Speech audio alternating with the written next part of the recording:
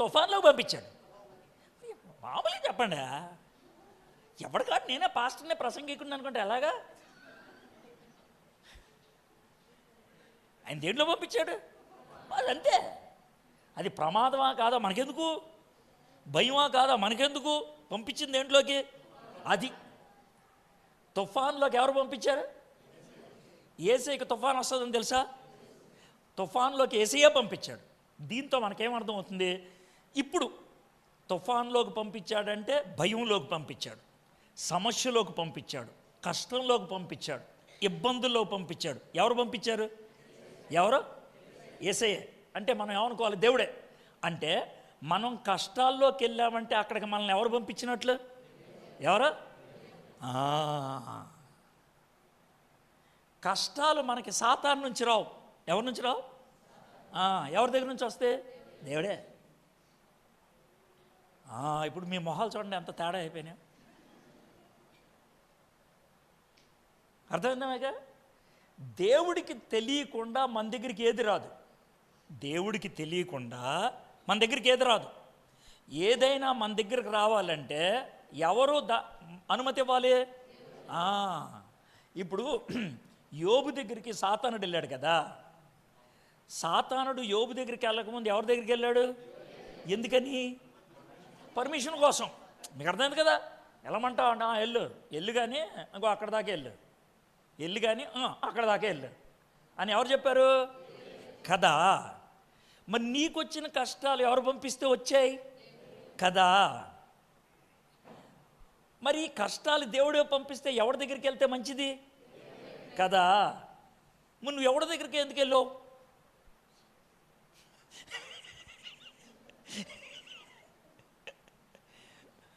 అంతే కదా సార్. మరి దేవుడు కష్టాలు అందరికీ పంపిస్తాడు, ఆయన అందరూ పంపిస్తాడు. దేవుడు కష్టాలు మనకి ఎందుకు కలిగిస్తాడంటే 3 కారణాలు. ఎన్ని కారణాలు? 3 కారణాలు చెప్తాం. ఆ 3 కారణాలు ఏంటో చెప్పిన తర్వాత మీరు మాత్రం నన్ను ఓ ప్రశ్న అడగకూడదు. ఏం ప్రశ్న అంటే, సార్ ఈ 3 కారణాల్లో నాకు వచ్చిన కష్టం ఏ కారణంతో అని నన్ను అడగకూడదు. అది నాకు తెలీదు. 3 చెప్తాను నేను.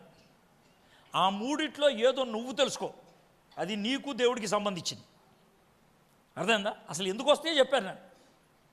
అర్థమైందా? ఆ 3 ఏంటి చెప్తాను. 1, నువ్వు ఏదో పని చేసావు, ఓ తప్పు పని చేసావు, ఓ పాపం చేసావు. దేవుడు పాపం చేసిన దానికి నీకు బుద్ధి చెప్పడానికి, ఏం చెప్పడానికి? నిన్ను సరి అయినటువంటి మార్గంలో తీసుకురావడానికి ఓ తన్ను తంతాడు, నేను ఓ దెబ్బ కొడతాడు, ఓ తన్ను తంటాడు, ఓ దెబ్బ కొడతాడు. ఇది కష్టం. దీనికి మీకు ఉదాహరణ చెప్తాను. దావీదు పాపం చేశాడు. ఎవరు? బెత్షెబాతో వెళ్ళి ఒక కుర్రోను కన్నాడు. ఆ కుర్రోను కన్న తర్వాత అడుగు జబ్బు వచ్చింది. మనం కూడా ప్రార్థన చేస్తూ ఉన్నాడు. ఎవడు చచ్చిపోయాడు? ఎందుకు చచ్చిపోయాడు? కొడుకు ఆతి. దావీదు కొడుకు చస్తే దావీదుకు బుద్ధి వచ్చింది. మీకు అర్థమైంది కదా? దావీదు కొడుకు చస్తే ఎవరికి బుద్ధి వచ్చింది? సార్ దావీదునే చంపేచ్చు కదా అని అంటే, దావీదుని చంపిస్తే ఇంక బుద్ధి వచ్చేది ఏముంది? చచ్చిపోయిన తర్వాత బుద్ధి వస్తుందా? బతుకున్నప్పుడు రావాలి కదా. అంతేకాదు. ఇప్పుడు చిన్న మాట, నీ పేరేంటి? రవిబాబు. రవిబాబుకి ఇక్కడ ఓ 10 ఎకరాలు ఉందనుకుందాం. ఇప్పుడు ఎకరం రేట్ ఎంత ఉంది? ఇక్కడ 2 కోట్లు ఉంది. అంటే 10 ఎకరాలు అంటే ఎంత? 20 కోట్లు. ఆ 10 ఎకరాల డాక్యుమెంట్ నీ దగ్గర పెట్టి నీకు మంచి ఫ్యామిలీ ఉంది, వాళ్ళకు ఉన్నది, నీ మీద గన్ను పెట్టి సంతకం పెట్టన్నా, పెడతావా? సర్వసాధారణంగా కుటుంబం మీద ప్రేమ ఉన్నవాడు సంతకం పెట్టడు. నన్ను చంపేసుకో, నేను సంతకం పెట్టను అంటాడు. ఎందుకంటే వీడు సంతకం పెట్టకపోతే ఆస్తి అంతా ఎవరికి వెళ్తుంది? భార్య పిల్లలకి వెళ్తుంది. అవునా కదా? కాబట్టి నేను చచ్చిపోయినా పర్లేదు అంటాడు. అందుకే సినిమా హీరోలకి గన్ను సినిమా హీరోలు పెట్టరు. అయితే ఈయన సంతకం పెట్టాలంటే ఎవరిని తీసుకోవాలి తెలుసా? ఈయన భార్యనో ఈయన కొడుకునో తీసుకొచ్చి అక్కడ గన్ను పెట్టారనుకోండి, ఇది చచ్చినట్టు పెడతాడు. ఇప్పుడు నీకు అర్థమైందా? మీకు అర్థమైందా? దేవుడు చాలాసార్లు గన్ను మన పిల్లల మీదో మనకి ఇష్టమైన వాళ్ళ మీద పెడతాడు. మీకు అర్థమైందా? సీన్ అర్థం అని చెప్తున్నాను. సంతకం పెట్టరా అని చాలా సందర్భాల్లో వాళ్ళకి జరిగింది. అది కొన్ని సందర్భాల్లో వీళ్ళకే అటాక్ అవుతాయి. ఉదాహరణకి సంసోన్ ఉన్నాడు కదా, కళ్ళు పీకేశారా, చేతులు గొలుసులు గెలిచబెట్టారా? ఎందుకు వచ్చింది ఆ పరిస్థితి? పాపం చేశాడు. వెళ్ళొద్దరా అంటే ఓ అమ్మాయిలు వెనకాల వెళ్తా ఉన్నాడు. అవునా కదా? బుద్ధి వచ్చిన తర్వాత చచ్చాడు. ఆ విధంగా కళ్ళు పీకేసి అంతా చేసిన తర్వాత అప్పుడు బుద్ధి వచ్చింది, పశ్చాత్తాప ప్రార్థన చేసిన తర్వాత చచ్చిపోయాడు. అదేనా? కాబట్టి మొదటి కారణం, ఎందుకు మనకి కష్టాలు వస్తాయి, ఎందుకు మనకి నొప్పులు వచ్చాయి, ఎందుకు జబ్బులు వచ్చాయి, ఎందుకు ఇలాంటి పరిస్థితి వచ్చిందంటే మొదటి కారణం, నువ్వు తప్పు చేసావు, శిక్ష కోసం వచ్చింది. పనిష్మెంట్, నీకు శిక్ష, క్రమశిక్షణలోకి తీసుకురావడానికి. అదేనా?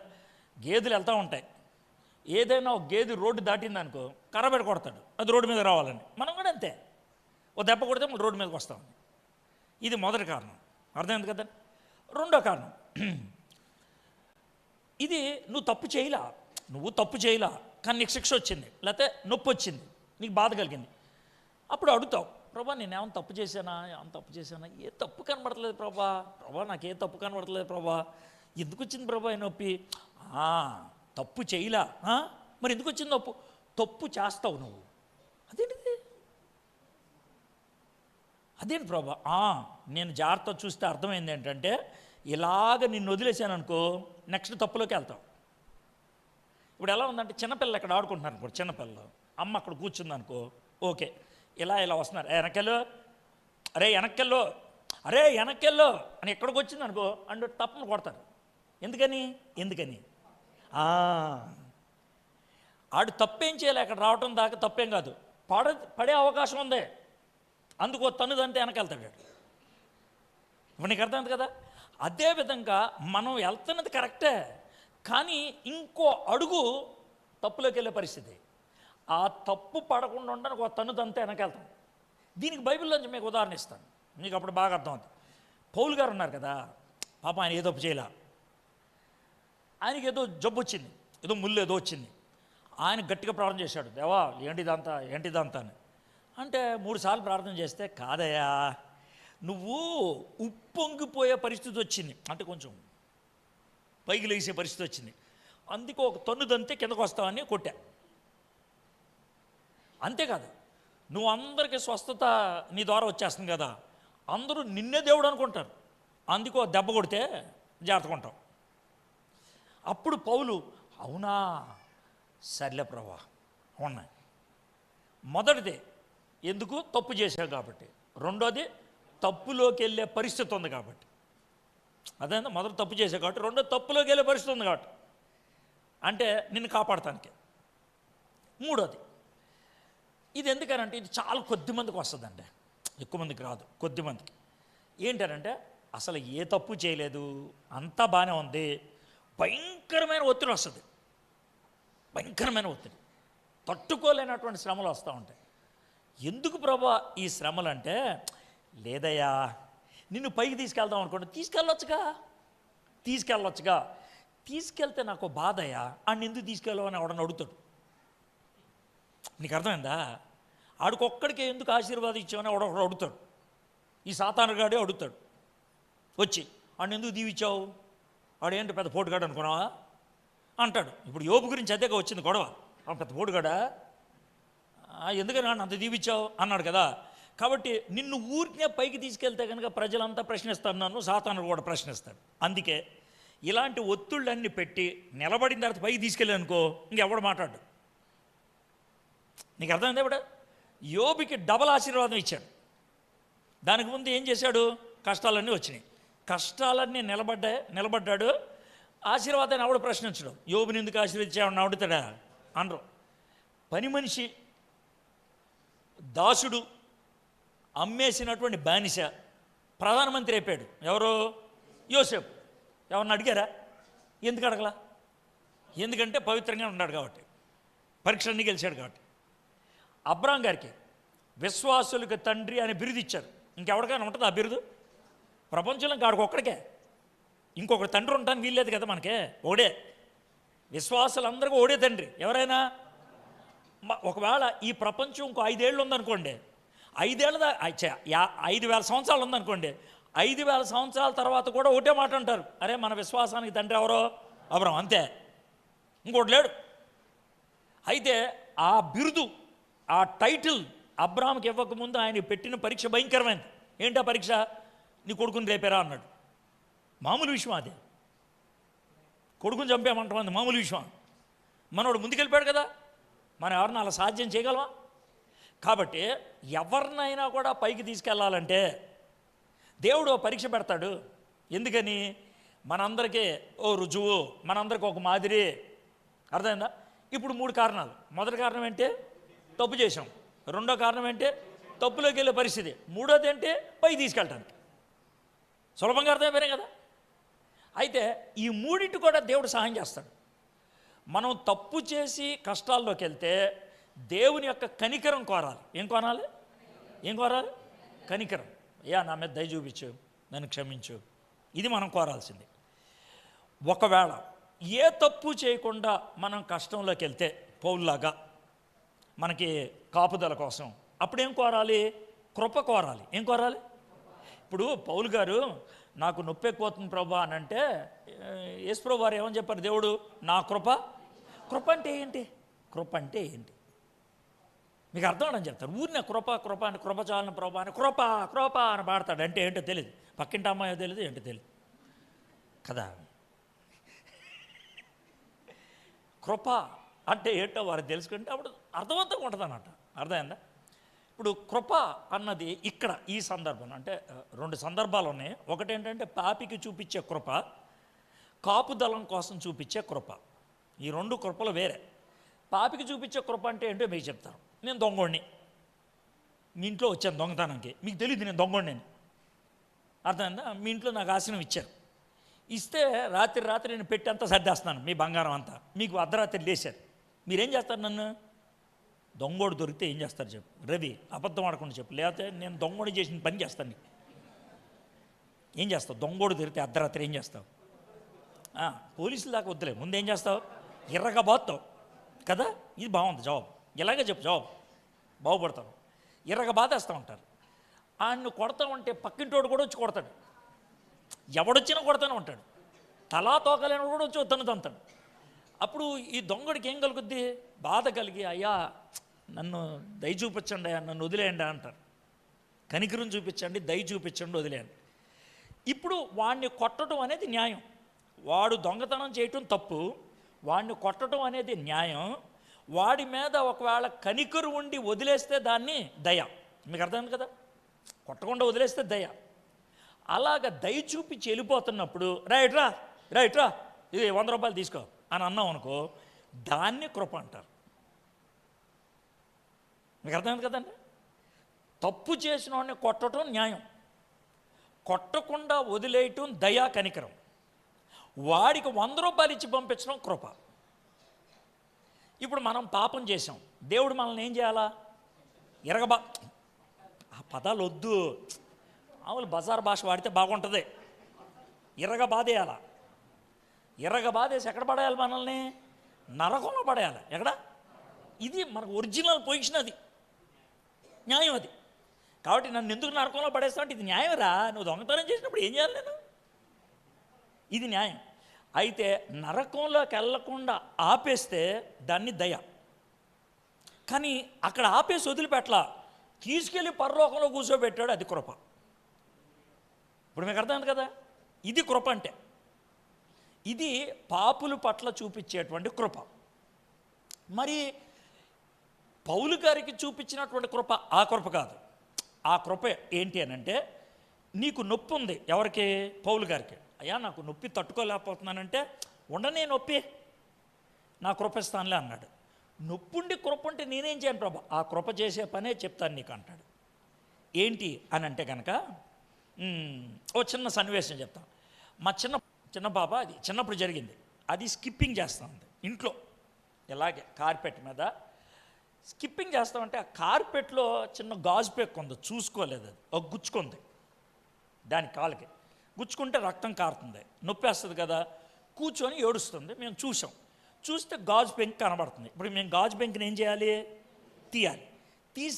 తీస్తున్నప్పుడు ఏం జరుగుద్ది? బాగా నొప్పి వస్తుంది. అది ఒప్పుకోట్లా. తీస్తున్నామంటే ఒప్పుకోట్లా. వాళ్ళ అమ్మ తీయడానికి ప్రయత్నం చేస్తే ఒప్పుకోవట్లా. అప్పుడు నన్ను పిలిచింది, రమ్మంటే నేను వెళ్ళా. ఇప్పుడు నేనేం చేశానంటే దాన్ని ఒక ఒళ్ళో కూర్చోపెట్టుకొని అట్లా కాదమ్మా అని నుమురుతూ ఉంటే అప్పుడు ముళ్ళు తీసేశారు. ఈ విధంగా నూరటం ఉందే, దాన్ని కృప అంటారు. ఆ నొప్పి తట్టుకునేటట్లు చేయటం. నొప్పి బాధ ఉంటుందే, కానీ నొప్పి తట్టుకునేటట్లు చేయటం. కాబట్టి నీకు నొప్పి ఉంటుంది, ఉండాలి. నీకు నొప్పి నేను కావాలని పెట్టాను, నువ్వు తట్టుకోలేదు అంటున్నావు, కాబట్టి నొప్పి తీను, నొప్పి తట్టుకునేటట్లు చేస్తా. మీకు అర్థమైంది కదండి? అది కృప. సో పౌలు గారికి నా కృప చాలును అని అంటే, కృప నొప్పేం తీలా, కృప నొప్పిని తట్టుకునేటట్లు చేసింది.